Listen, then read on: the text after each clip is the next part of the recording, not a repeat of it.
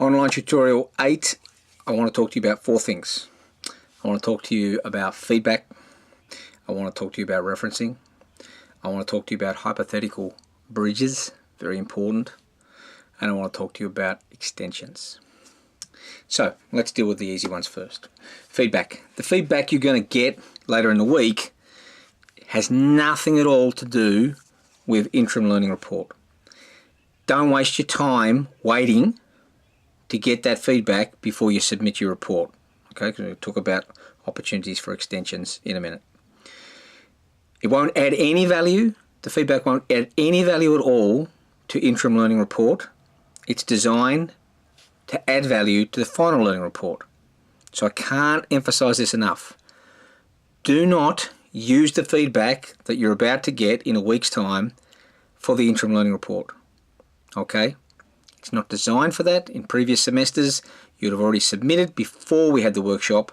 Because of Easter and where it falls this year, the two are a little bit out of alignment. Okay?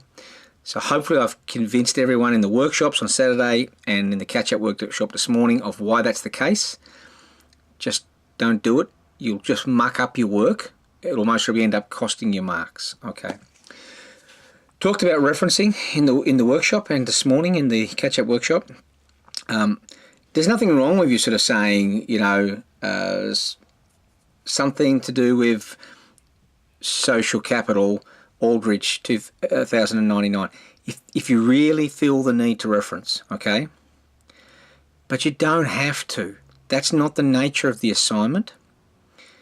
And what tends to happen is people think, I've got a reference, and so they just reference like they would in a normal assignment, trying to almost filling up the words. You only got 1,000 words to work with. It's not many words, okay? If you spend 200 or 300 words just telling me what Aldrich said the definition for something is, you've wasted words, and at the end I'm sure I'm going to say, you needed to explain this more, right?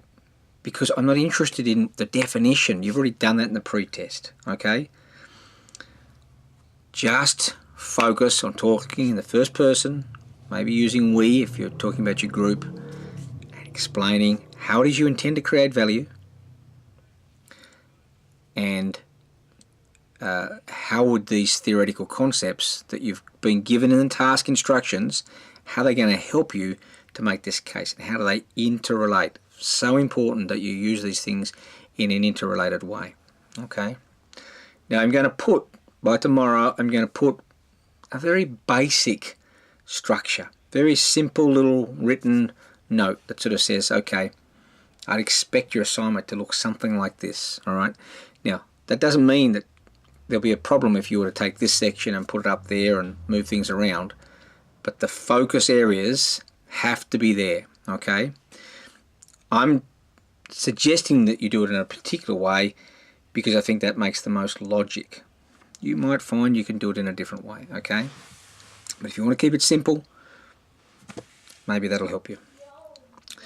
What tends to happen is, and I've had quite a few phone calls from people in the last couple of days saying something along the lines of, I can nearly explain this, but we've got a problem with our idea and I can't work out how to explain this to you.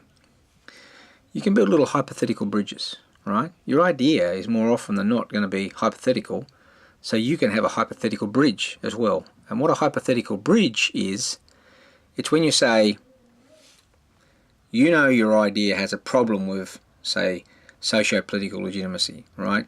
Society's never going to condone what you want to do, right? But what you can say, hey Cole, even though we thought that socio-political legitimacy could be a problem for this idea, we're going to suspend that.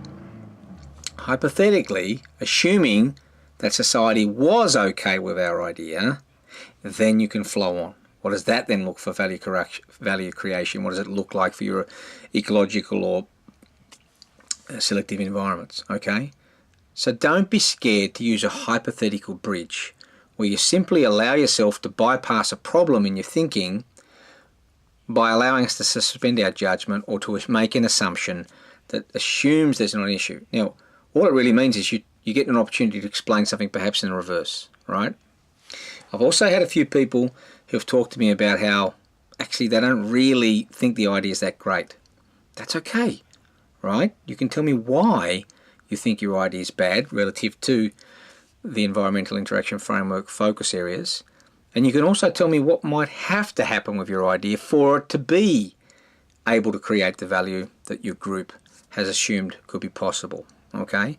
Again, you can bring these hypothetical loops or bridges in to help you run through. Look at the task instructions. Think about what it actually is that I'm assessing you on. Okay?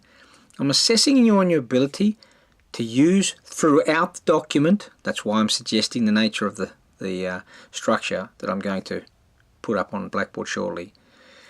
I'm suggesting that you need to explain to me your idea. What is it? How does it relate to your collective or individual resource profile? And how does that then create a window and a process for you to be able to create value? Value chain, value shop, value networks. Okay? I'm wanting you to show me that you understand the elements of the environment that you're going to be interacting with, right? So you've got selective and ecological environment, but they are going to relate directly to issues like legitimacy and the process of variation, selection and retention, okay?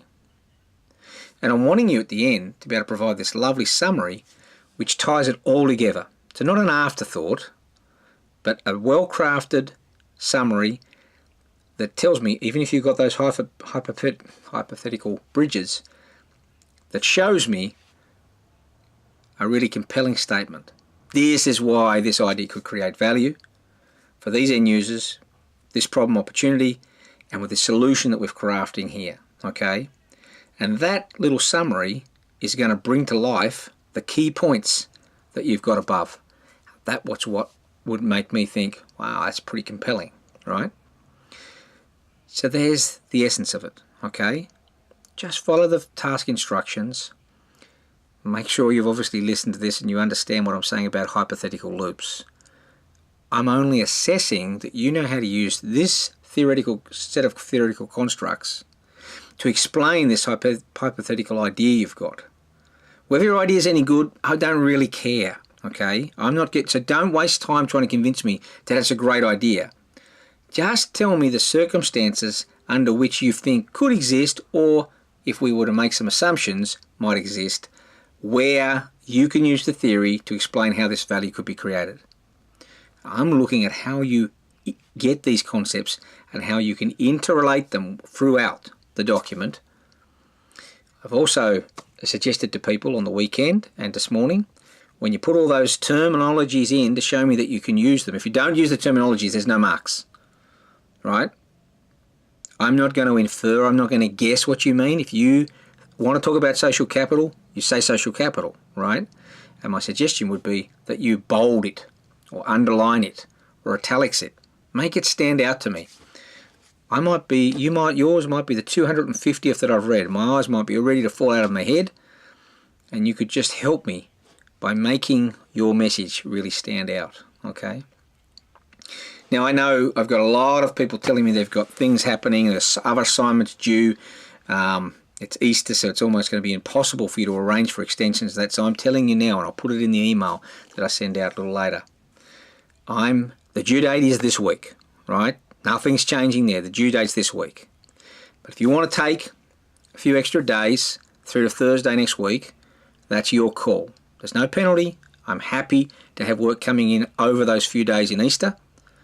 I'll have started marking. I can't mark them straight away. It's going to take me a long time to mark them. So if you're in that situation, you don't need to apply for a extension through the office. No one's going to be there, okay? So you've got that window. If you're unsure, just contact me. What I would say though, is if you're in that situation, and I don't want it to be everybody thinking, oh great, I've got more time to work on this, I want you to have a good Easter, right?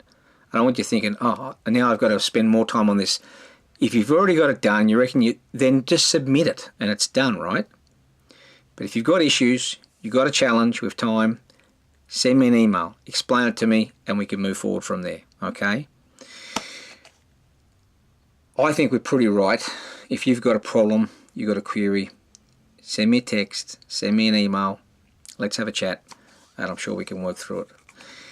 Looking forward to reading what you've got, and remember, I'm looking to offer you feedback on this one that you can use to directly improve the work you're going to do in the final learning report.